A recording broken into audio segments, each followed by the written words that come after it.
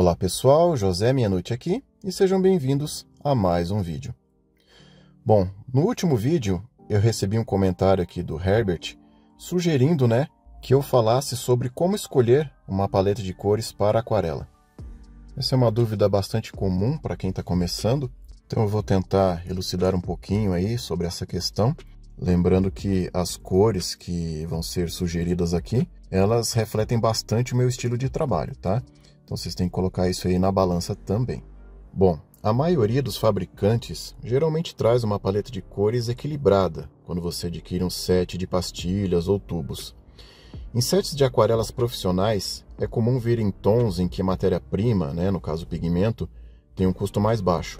Por isso, esses sets prontos têm um custo reduzido em relação à compra de tubos ou pastilhas avulsas.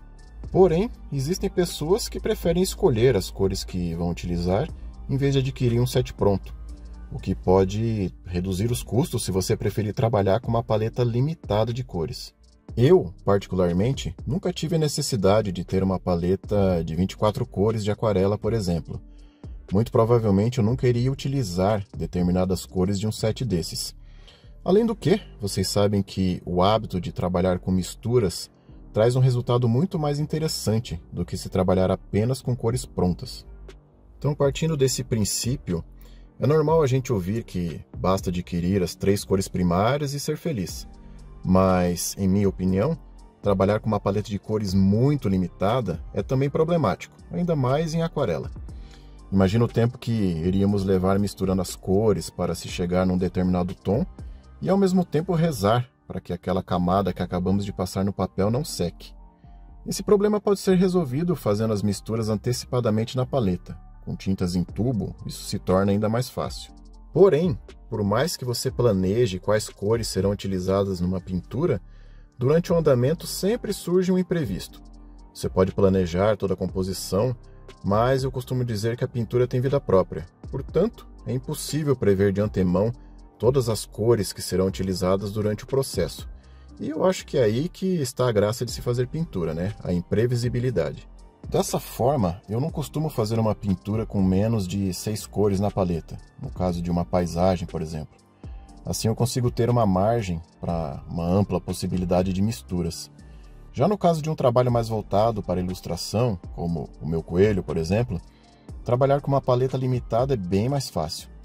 Como esta aqui, em que eu utilizei apenas 2 tons de azul e um de vermelho para fazer. Mas então vamos lá, quais cores para iniciar na aquarela eu indicaria? Quem assistiu a minha resenha sobre as aquarelas da Pestilento, viu que eu adquiri apenas 6 cores. Para pintura de paisagens, que é o que eu mais gosto de fazer, estas cores aí já dão conta do recado. Mas para quem gosta de pintar retratos, por exemplo, aí talvez fosse necessária a inclusão de outros tons, dependendo do tom de pele e tom de cabelo do modelo. Então, para uma paleta de 6 cores, um pouco mais limitada, eu não costumo fugir muito dessa seleção. Um tom de amarelo, um tom de vermelho, um tom de azul, um tom de verde, um tom de terra e um tom de preto ou cinza. É sempre bom lembrar que a nomenclatura das cores, elas podem variar de fabricante para fabricante. A Pestilento, por exemplo, costuma fazer muito isso. Então eu escolhi as seguintes cores da marca. O amarelo Hades, que é um tom bem vivo e intenso de amarelo, que lembra o amarelo cádmio escuro. O amarelo cádmio sempre está presente em minha paleta de cores, pois é o tom mais versátil dessa cor em minha opinião. Eu escolhi também o vermelho Naftol, que é um tom bem vivo de vermelho, muito semelhante ao vermelho cádmio. O vermelho cádmio também é a minha escolha usual se eu for trabalhar apenas com um tom de vermelho.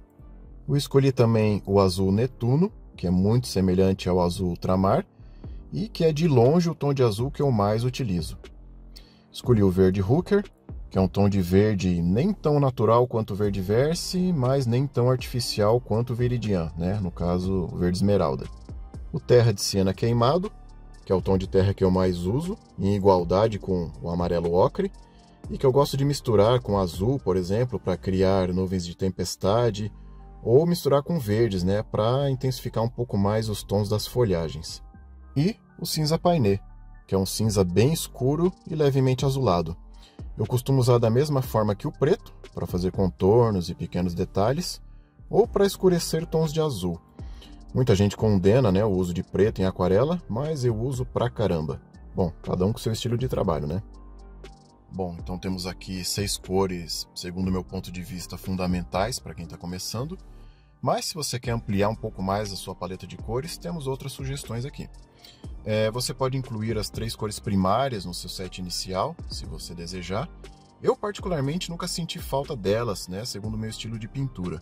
Alguns estojos, eles já contam com essas cores ou com tons bem próximos. Por exemplo, o set de 12 cores da Lucas Studio, o set de 12 cores da Art Tools, o set de 12 cores da Faber-Castell, né, a linha escolar, o set de 10 cores da Venezia, que é a linha estudante da Maimeri, o set de 12 cores da Rembrandt, que é a linha profissional da Talens, o set de 12 cores Plein Air da White Nights, o set de 12 cores da Sakura Koi, o set de 12 cores da Koh-i-Noor, né, que é aquele estojo retangular, que é o que eu tenho, o set de 15 cores, o Pocket Box da Van Gogh, né, linha estudante da Talens, e o set inicial de 9 cores da Mijello Mission Gold, né? Tô falando aqui das aquarelas que eu já testei e que eu tenho aqui comigo. Lembrando que aqui no canal você encontra a resenha de todas essas aquarelas aí que eu citei. Caso você não queira comprar um estojo em cores avulsas, eu sugiro incluir estas, né, se você deseja ampliar um pouco mais a sua paleta. Então aqui vai o amarelo ocre, que é um tom que eu uso demais, o Laca Crimson, rosa de garanza ou carmim, tá? Tanto faz, um desses 3, que são tons de vermelho bem profundos e que puxam um pouco para o rosa. O azul celeste ou azul cerúleo, que são uma alternativa, né, caso você não encontre o cian. Azul da Prússia, que é um azul bem escuro, que pode ser substituído adicionando um pouco de cinza painê ao azul ultramar. O verde Vesse, que é um tom de verde muito semelhante ao musgo, ele é mais natural que o Hooker.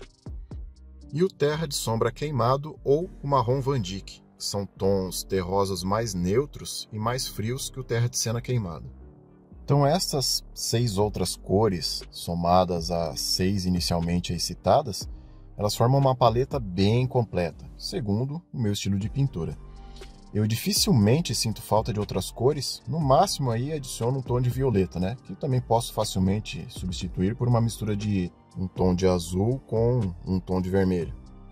Então é isso, pessoal. Estas foram as minhas considerações a respeito de quais cores escolher para iniciar na aquarela.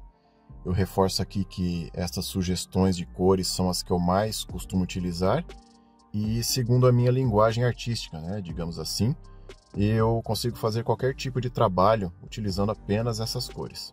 Eu espero ter ajudado vocês com esse vídeo e comentem aqui se há alguma cor que eu não citei e que não pode faltar aí na paleta de vocês, ok? Eu vou ficando por aqui, um grande abraço a todos, tudo de melhor sempre e até a próxima. Se você gostou do vídeo, não se esqueça de curtir e se inscrever no canal se ainda não for inscrito. Lembre-se também de ativar o sininho de notificações para ficar por dentro de tudo que acontece por aqui. Fechou?